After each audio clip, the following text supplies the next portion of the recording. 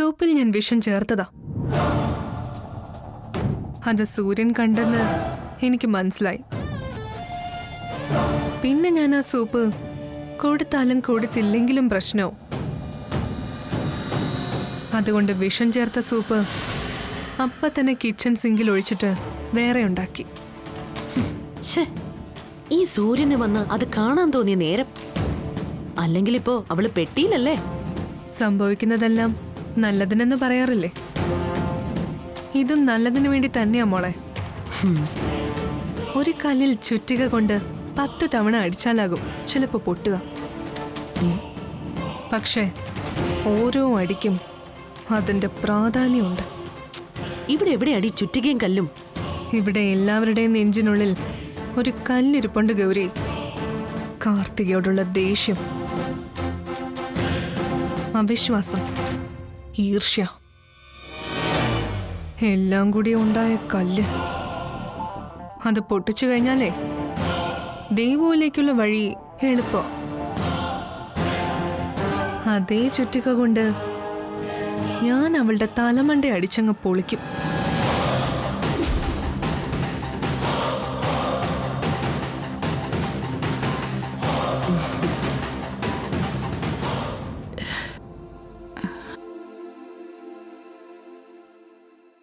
അമ്മേ, എന്തു പറ്റി? എന്താ കിടക്കുന്നത്? ചെറിയൊരു തലവേദന മോളെ. അതെന്താ പെട്ടെന്നൊരു തലവേദന? പനിയുണ്ടോ? പനിയൊന്നുമല്ല മോളെ, ഇത് മൈഗ്രെയിൻ്റെയാ. കണ്ണടച്ച് കുറച്ചു നേരം കിടന്നാൽ ശരിയായിക്കോളും.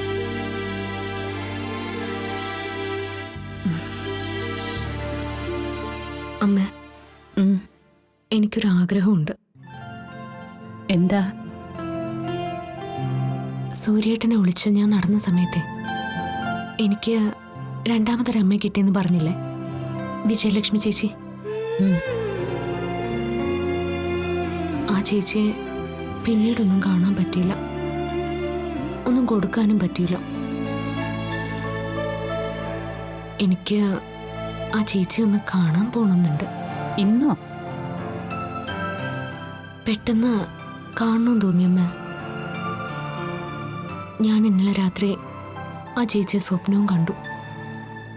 ചേച്ചിക്ക് എന്തോ വയ്യാത്ത പോലെ.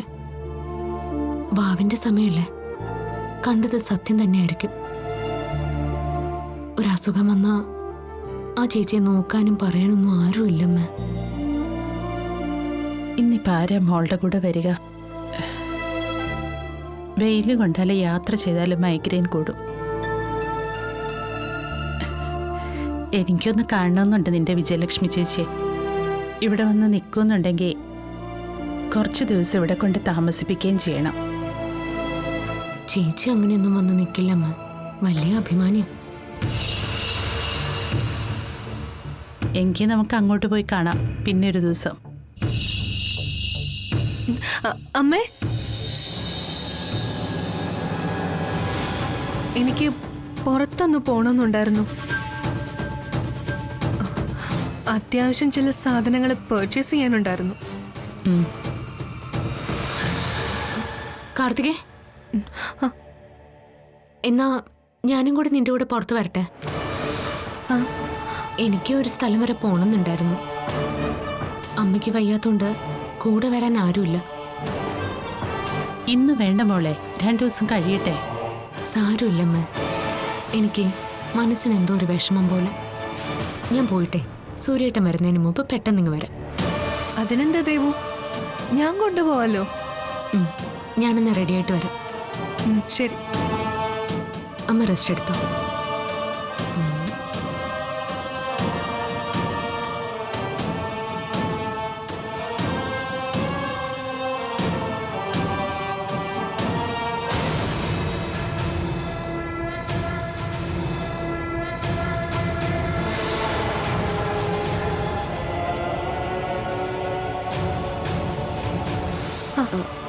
അല്ല, എവിടെ പോകുന്നു കാർത്തികേ?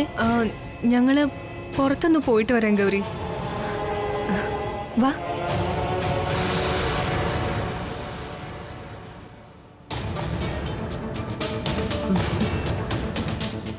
ഇത് നിന്റെ ഒടുക്കത്തെ യാത്രയാ ദേവു. കാർത്തികയല്ല, കാലനാ നിന്നെ കയറിട്ട് പിടിച്ചിരിക്കുന്നത്.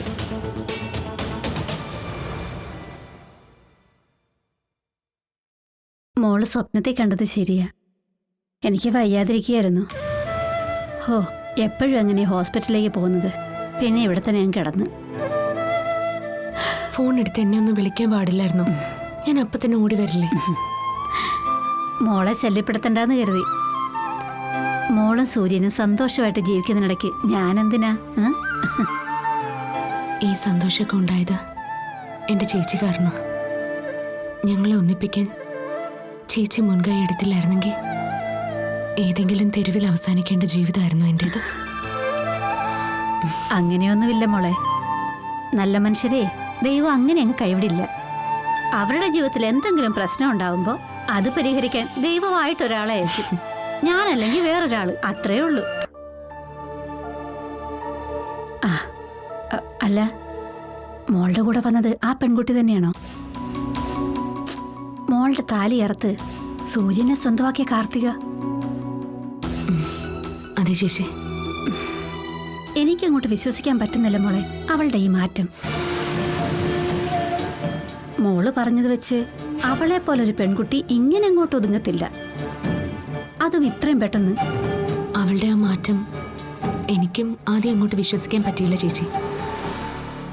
എനിക്കെന്നല്ല, വീട്ടിലെ ആർക്കും വിശ്വസിക്കാൻ പറ്റിയില്ല. പതിയെ പതിയെ അവളുടെ സ്വഭാവമാറ്റം കാരണം എല്ലാവരും വിശ്വസിച്ചു വരുന്നു. ചെയ്തു പോയ തെറ്റുകൾക്കെല്ലാം അവൾക്ക് നല്ല പശ്ചാത്താപമുണ്ട്.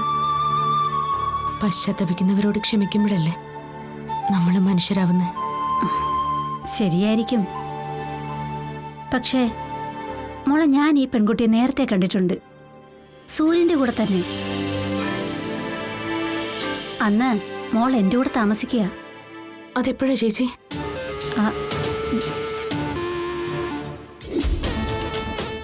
സാർ, എനിക്കല്ലല്ലോ, ഇവൾക്കല്ലേ പോ. അയ്യോ സാർ, ഭാര്യക്കുള്ള പോവേ ഭർത്താവാണ് വാങ്ങിച്ചു കൊടുക്കേണ്ടത്. വാങ്ങിക്ക് സൂര്യ. ദാ. അയ്യോ, ഇങ്ങനെ കയ്യിലല്ല സാർ, തലയിൽ വെച്ച് കൊടുക്കണം. വെച്ചു കൊടുക്ക് സാർ.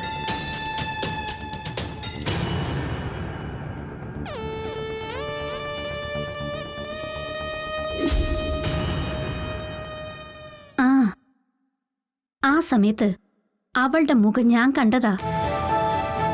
ആ പൂ ചൂടിക്കൊടുത്തപ്പോ അവൾ അനുഭവിച്ച ഒരു ആനന്ദം, ആത്മസായുജ്യം. ഒരു പെണ്ണിന്റെ നിറവായിരുന്നു അത്. അതനുഭവിച്ച ഒരു പെണ്ണ് അവളുടെ പുരുഷനെ വിട്ടുകൊടുക്കണമെന്നുണ്ടെങ്കിൽ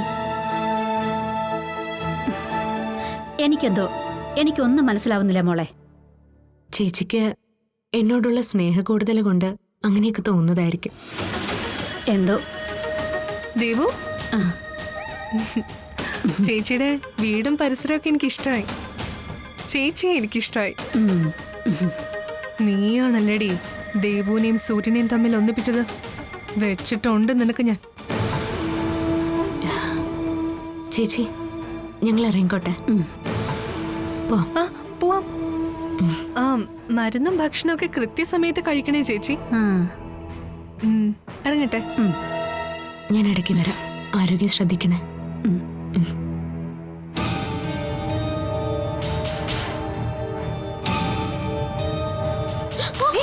ദേവു,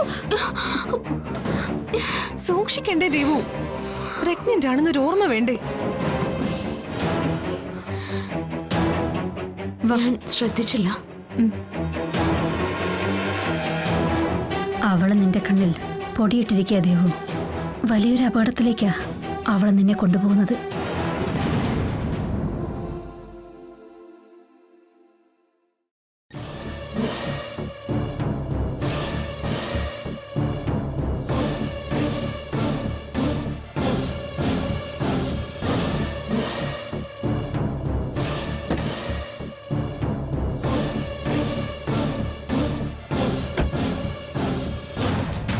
എന്തായി? ഓ, ഇതിന് ശരിയാവും തോന്നുന്നില്ല. വർക്ക്ഷോപ്പിൽ നിന്ന് ആളെ വിളിക്കേണ്ടി വരും. നമുക്കൊരു ഓട്ടോ പിടിച്ചു പോയാലോ?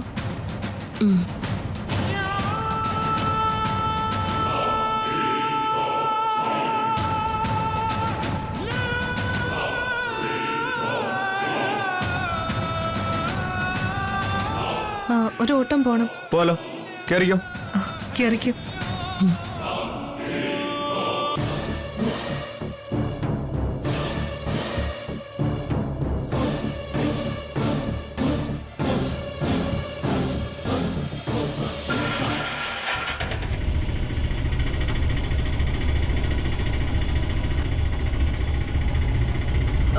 കുറച്ച് സൂക്ഷിച്ചു പോണേ ചേട്ടാ.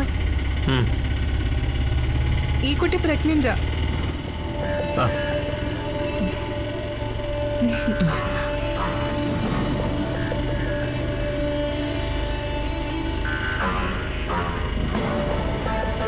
ദൈവം വേണമെങ്കിൽ എന്റെ മടി കിടന്നു.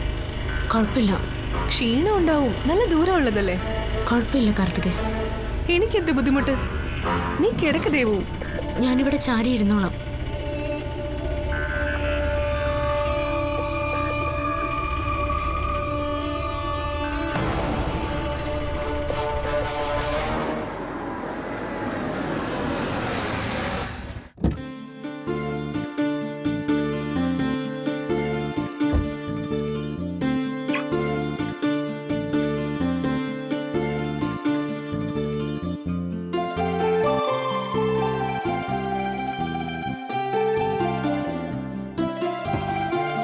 ആ, മോനെത്തിയോ?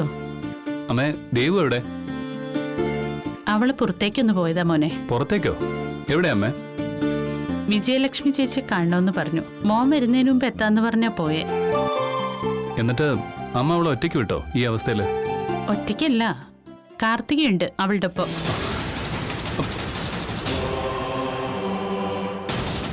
കാർത്തികയുടെ ഒപ്പോ? അമ്മ എന്ത് ബുദ്ധിമോശമായി കാണിച്ചത്? ഇതുപോലൊരു അവസരം കിട്ടാൻ തക്കം പാർത്തിരിക്കുക കാർത്തിക എന്ന് അമ്മയ്ക്ക് അറിയാലോ. ഞാനൊരു തടസ്സം പറഞ്ഞ് നോക്കിയതാ മോനെ, പക്ഷെ ദേവു ഇത് കേട്ടില്ല. കേട്ടില്ലെങ്കിൽ ഉടനെ അങ്ങ് ഇറക്കി വിടുകയാണോ ചെയ്യേണ്ടത്? അവളുടെ വയറ്റിലൊരു കുഞ്ഞുള്ള കാര്യമെങ്കിലും അമ്മയ്ക്ക് ഓർക്കായിരുന്നു. തരത്തിന് കിട്ടിയപ്പോ പാറമടയിൽ തട്ടിയിട്ടവളുടെ കൂട്ടത്തില് ഈ അവസ്ഥയിൽ അമ്മ ദേവുവിനെ അയച്ചിരിക്കുന്നത്. അയൽവക്ക കാര്യമൊന്നും അല്ലല്ലോ, അമ്മയല്ലേ. പോവണ്ടെന്ന് കർശനമായി പറഞ്ഞിരുന്നെങ്കിൽ അവള് പോവായിരുന്നു അമ്മേ.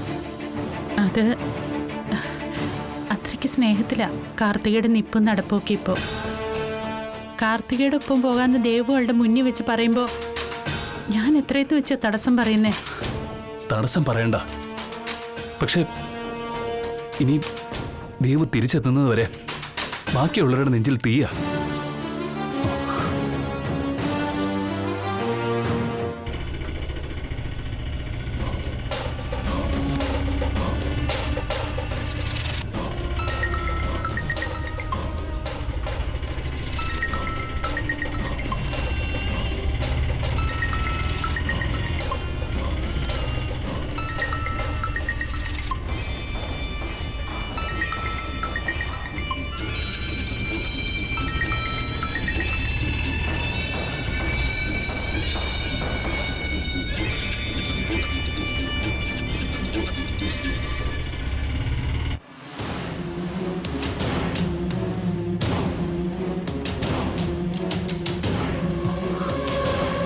എന്താ മോനെ? ദേവു കോള് കട്ട് ചെയ്ത് കളഞ്ഞു. അവൾ അങ്ങനെ കട്ട് ചെയ്യില്ല, പ്രത്യേകിച്ചും ഞാൻ വിളിക്കുമ്പോ. അമ്മേ, എന്തോ പ്രോബ്ലം ഉണ്ട്. ഇനിയിപ്പോ നമ്മൾ എന്ത് ചെയ്യും? എനിക്കറിയില്ലമ്മേ എന്ത് ചെയ്യണമെന്ന്. ഞാൻ എവിടെയെന്ന് വെച്ചാ പോയി അന്വേഷിക്കുന്നേ.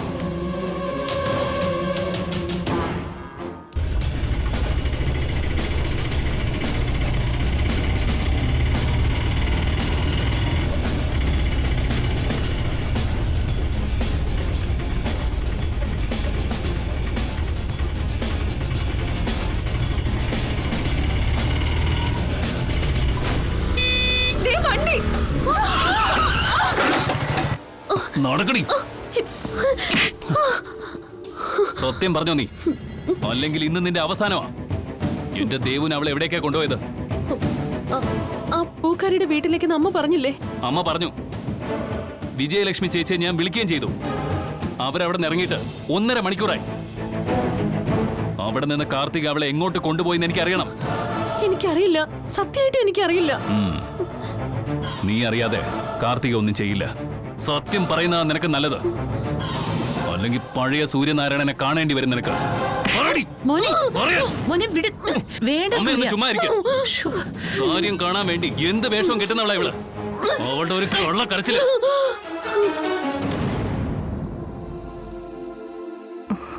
Thanks sister. ഡ്യൂട്ടിക്കിടെ എനിക്ക് വേണ്ടി സമയം കണ്ടെത്തിയല്ലോ. ആ ഡ്രസ്സ് മുഴുവൻ ബ്ലഡ് ആയിരുന്നു, അതുകൊണ്ടാ സെക്യൂരിറ്റിയെ വിട്ട് വേറെ വാങ്ങിപ്പിച്ചത്. ഡോക്ടർ, ദേവുനിപ്പോ എങ്ങനെയുണ്ട് ഡോക്ടർ? ഒന്നും പറയാറായിട്ടില്ല. ഇതുവരെ ബോധം തെളിഞ്ഞിട്ടില്ല. ആ കുട്ടി ക്യാരിയിങ് ആണെന്നല്ലേ പറഞ്ഞത്? അതെ ഡോക്ടർ. ആ, അതാണല്ലോ ഞങ്ങളുടെ ടെൻഷൻ. ദേവുവിനെ രക്ഷിക്കാൻ കഴിഞ്ഞാലും ആ കുഞ്ഞിനെ... അയ്യോ ഡോക്ടർ. ഏയ്, എന്താ ഇത് കുട്ടി?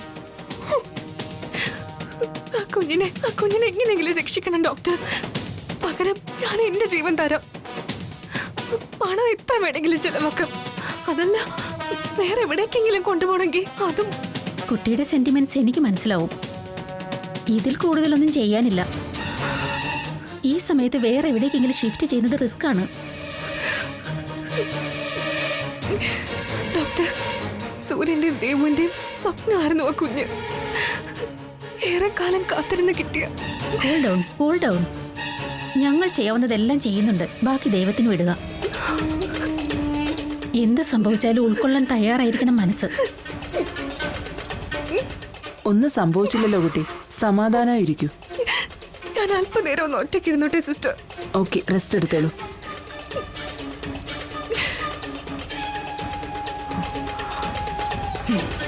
തമ്പുരാൻ മഠത്തിൽ സൂര്യനാരായണന്റെ കുഞ്ഞിനെ പ്രസവിക്കാൻ യോഗ്യതയുള്ള ഒരേ ഒരു പെണ്ണെ ഈ ലോകത്തുള്ളടി. കാർത്തിക അമ്മേനോ. നിന്റെ വയറ്റിൽ കിടക്കുന്ന പുഴു പട്ടിക്ക് പിറന്ന പോലെ ഇവിടെ ജന്മം അവസാനിപ്പിക്കും. മതി, സൂര്യനെ ഇത്രയും ടെൻഷൻ അടിപ്പിച്ചത് മതി. ആദ്യ കയറി പാവത്തിന് എന്തെങ്കിലും സംഭവിച്ചു പോയാലോ? എനിക്കല്ലേ പോകുന്നേ.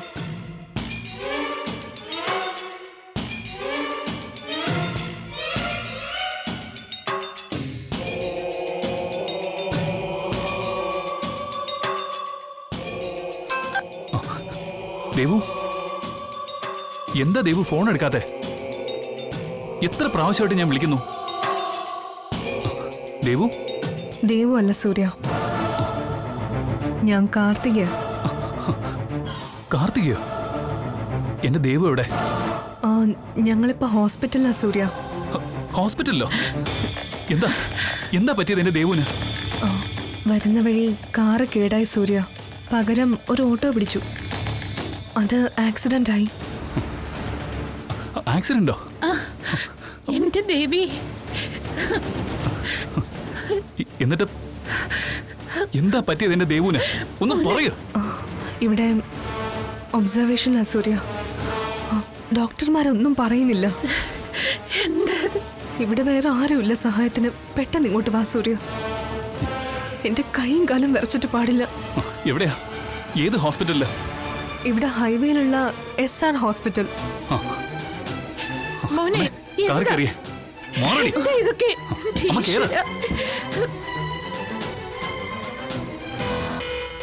ഓടി വാ സൂര്യ. നിനക്ക് ഇഷ്ടമുള്ളൊരു കാഴ്ച കാട്ടി തരാം.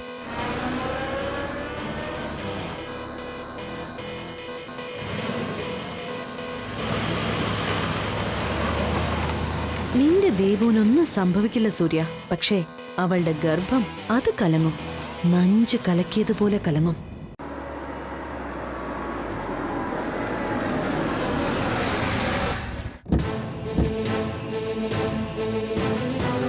മാമേ,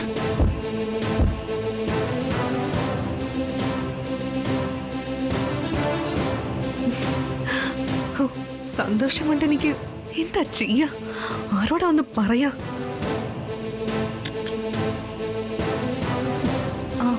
സിസ്റ്റർ, ദേവുനിപ്പോ എപ്പോഴും എപ്പോഴും ഇങ്ങനെ ചോദിച്ചുകൊണ്ടിരിക്കണ്ട. എന്തെങ്കിലും ഉണ്ടെങ്കിൽ ഡോക്ടർ പറയും. ഡോക്ടറുടെ തിരുവായുന്നതൊന്ന് മൊഴിഞ്ഞു കിട്ടാൻ എന്താ ഇത്ര താമസം? കലങ്ങി എന്നങ്ങ് പറഞ്ഞ ബാക്കിയുള്ളവർക്ക് മനസ്സമാധാനത്തോടെ നിൽക്കാലോ.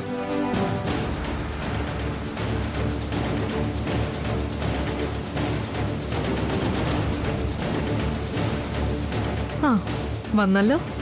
ഇനി സീൻ കൊഴുക്കും. ഞാനല്ല സൂര്യ, അവളുടെ വയറ്റിൽ കിടക്കുന്ന വൃത്തികെട്ട പുഴു ചത്തൊടുങ്ങിയ വാർത്ത ആദ്യം നീ തന്നെയാ കേൾക്കേണ്ടത്. കണ്ണീരൊട്ടും കുറയ്ക്കണ്ട.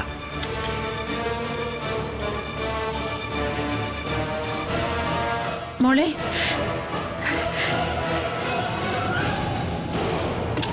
എവിടെ എവിടെ എന്റെ ദൈവം ഒന്ന്? ഒബ്സർവേഷനിലാ സൂര്യ. ഡോക്ടർമാരെ നോക്കിക്കൊണ്ടിരിക്കുക. എന്താ നീ എന്റെ ദൈവനെ ചെയ്തേ? ഞാനൊന്നും ചെയ്തതല്ല സൂര്യ. കാറ് കേടായി വഴിയിൽ നിന്ന് ഓട്ടോ പിടിച്ചു. അതാ ആക്സിഡന്റിൽ പെട്ടത്. നീ വാ, പുറത്തേക്ക് വാ. മോനെ, സൂര്യ ആദ്യം ദേവുവിനെ കാണാം.